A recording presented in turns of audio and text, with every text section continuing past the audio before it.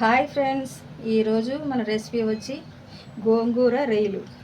ఇప్పుడు ప్యాన్ పెట్టుకొని ఆయిల్ పోసుకొని ఉల్లిపాయలు పచ్చిమిరకాయలు వేసుకొని వేయించుకోవాలి.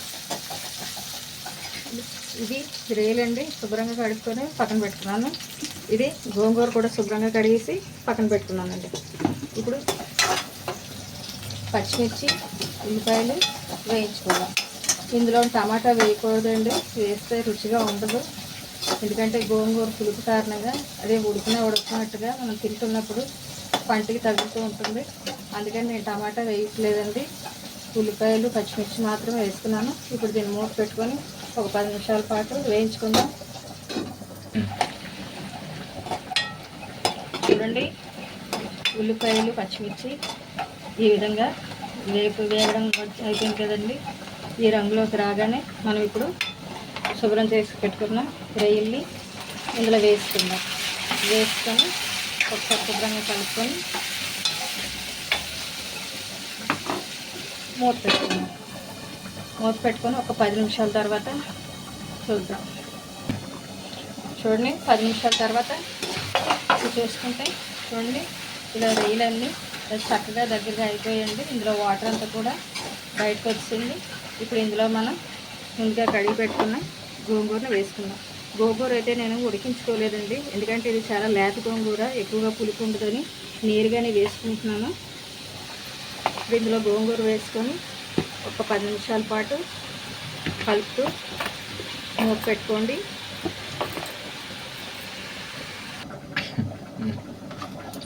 చూడండి, ఇప్పుడు మూత తీసి 10 నిమిషాల తర్వాత మూత తీసి చూసుకున్నాను కదా.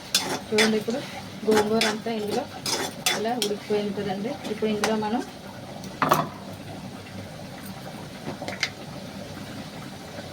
రుచికి సరిపడా ఉప్పు,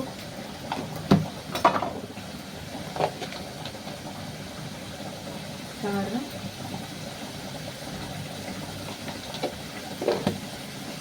వేసుకొని ఒకసారి చక్కగా కలుపుకోవాలి.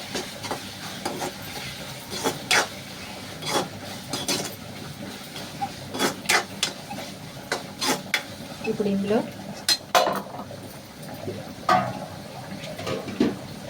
కాసిన నీళ్ళు వేసుకోండి. ఎక్కువ నీరు పట్టదండి, కొంచెం నీరు చాలు.